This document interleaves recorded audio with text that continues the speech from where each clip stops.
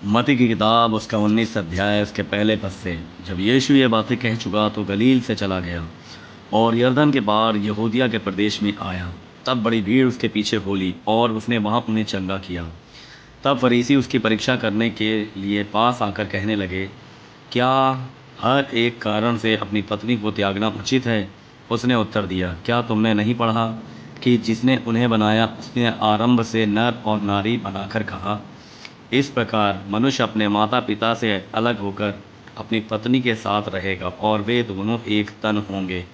अतः वे अब दो नहीं परंतु एक तन हैं। इसलिए जिसे परमेश्वर ने जोड़ा है उसे मनुष्य अलग ना करे। उन्होंने उससे कहा, फिर मूसा ने यह क्यों ठहराया कि त्यागपत्र देकर उसे छोड़ दें? उसने उनसे कहा, मूसा ने तुम्हारे मन की कठोरता के कारण तुम्हें अपनी पत्नी को छोड़ देने की आज्ञा दी, परंतु आरंभ से ऐसा नहीं था। और मैं तुमसे कहता हूँ कि जो कोई व्यभिचार को छोड़ और किसी कारण से अपनी पत्नी को त्याग कर दूसरी से विवाह करे वह व्यभिचार करता है, और जो उस छोड़ी हुई से विवाह करे वह भी व्यभिचार करता है। चेलों ने उससे कहा, यदि पुरुष का स्त्री के साथ ऐसा संबंध है तो विवाह करना अच्छा नहीं। उसने उनसे कहा, सब यह वचन ग्रहण नहीं कर सकते, केवल वे जिनको यह दान दिया गया है, क्योंकि कुछ नपुंसक होते हैं जो माता के गर्भ ही से ऐसे जन्मे, और कुछ नपुंसक ऐसे हैं जिन्हें मनुष्य ने नपुंसक बनाया, और कुछ नपुंसक ऐसे हैं जिन्होंने स्वर्ग के राज के लिए अपने आप को नपुंसक बनाया है। जो इसको ग्रहण कर सकता है वह ग्रहण करे। तब लोग बालकों को उसके पास लाए कि वह उन पर हाथ रखे और प्रार्थना करे, पर चेलों ने उन्हें डांटा। और यीशु ने कहा, बालकों को मेरे पास आने दो, उन्हें मना ना करो, क्योंकि स्वर्ग का राज ऐसों ही का है। और वह उन पर हाथ रखकर वहाँ से चला गया। एक मनुष्य यीशु के पास आया और उससे कहा, हे गुरु, मैं कौन सा भला काम करूं कि अनंत जीवन पाऊं? उसने उससे कहा, तुम मुझसे भलाई के विषय में क्यों पूछते हो? भला तो एक ही है, पर यदि तू जीवन में प्रवेश करना चाहता है तो आज्ञाओं को माना कर। उसने उससे कहा, कौन सी आज्ञाएं? यीशु ने कहा, यह कि हत्या ना करना, व्यभिचार ना करना, चोरी ना करना, झूठी गवाही ना देना, और अपने पिता और अपनी माता का आदर करना, और अपने पड़ोसी से अपने समान प्रेम रखना। उस जवान ने उससे कहा, इन सब को तो मैंने माना है, अब मुझ में किस बात की घटी है? यीशु ने उससे कहा, यदि तू सिद्ध होना चाहता है तो जा, अपना माल बेचकर कंगालों को दे, और तुझे स्वर्ग में धन मिलेगा, और आकर मेरे पीछे हो ले। परंतु वह जवान यह बात सुनकर उदास होकर चला गया, क्योंकि वह बहुत धनी था। तब यीशु ने अपने चेलों से कहा, मैं तुमसे सच कहता हूँ कि धनवान का स्वर्ग के राज में प्रवेश करना कठिन है। तुमसे फिर कहता हूँ कि परमेश्वर के राज में धनवान के प्रवेश करने से ऊँट का सूई के नाके में से निकल जाना सहज है। यह सुनकर चेलों ने बहुत चकित होकर कहा, फिर किसका उद्धार हो सकता है? यीशु ने उनकी ओर देखकर कहा, मनुष्यों से तो यह नहीं हो सकता, परंतु परमेश्वर से सब कुछ हो सकता है।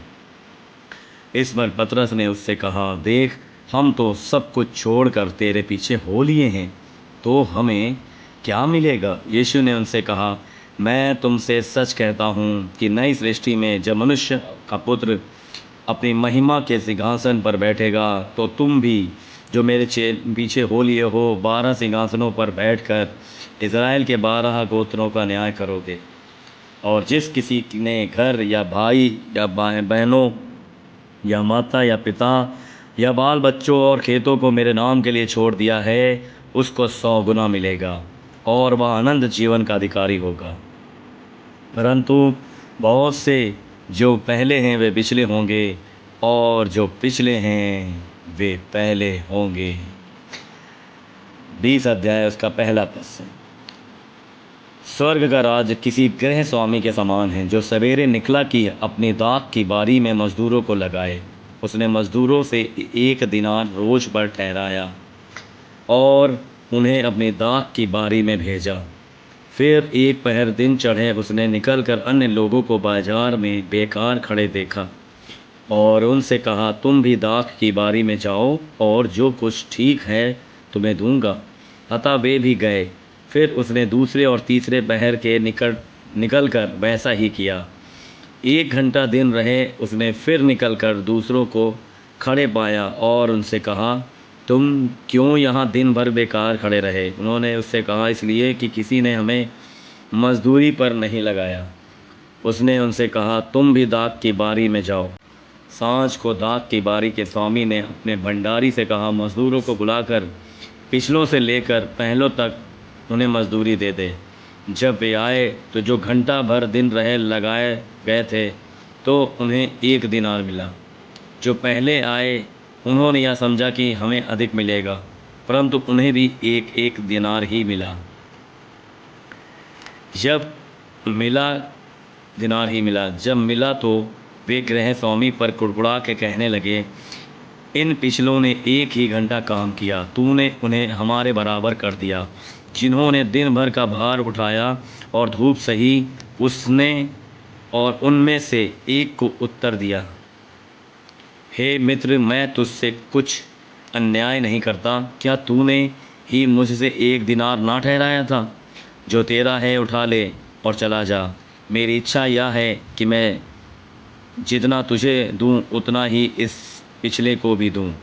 क्या यह उचित नहीं कि मैं अपने माल से जो चाहूँ सो करूं?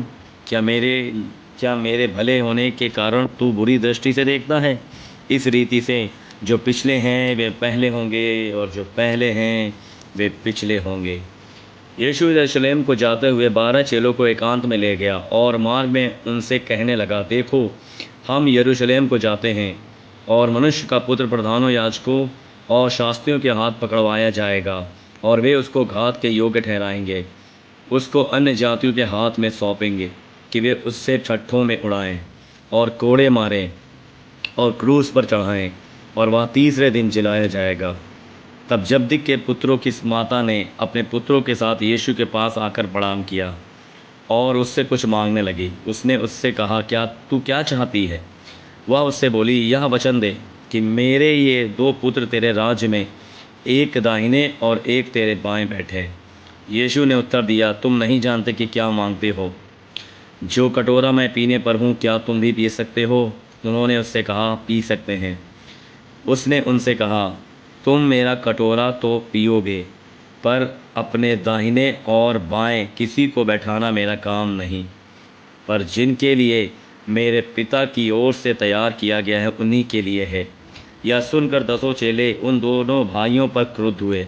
यीशु ने उन्हें पास बुलाकर कहा, तुम जानते हो कि अन्य जातियों के हाकिम उन पर प्रभुता करते हैं और जो बड़े हैं वे उन पर अधिकार जताते हैं, परंतु तुम में ऐसा नहीं होगा। परंतु जो कोई तुम में बड़ा होना चाहे वह तुम्हारा सेवक बने, और जो तुम में प्रधान होना चाहे वह तुम्हारा दास बने। जैसा कि मनुष्य का पुत्र वह इसलिए नहीं आया कि उसकी सेवा टहल की जाए, परंतु इसलिए आया कि आप सेवा टहल करें और बहुतों की छुड़ौती के लिए अपने प्राण दे। जब वे यरीहो से निकल रहे थे तो एक बड़ी भीड़ उसके पीछे हो ली, और 2 अंधे जो सड़क के किनारे बैठे थे यह सुनकर कि यीशु जा रहा है, पुकार कर कहने लगे, हे प्रभु, दाऊद की संतान, हम पर दया कर। लोगों ने उन्हें डांटा कि चुप रहें, पर वे और भी चिल्लाकर बोले, हे प्रभु, दाऊद की संतान, हम पर दया कर।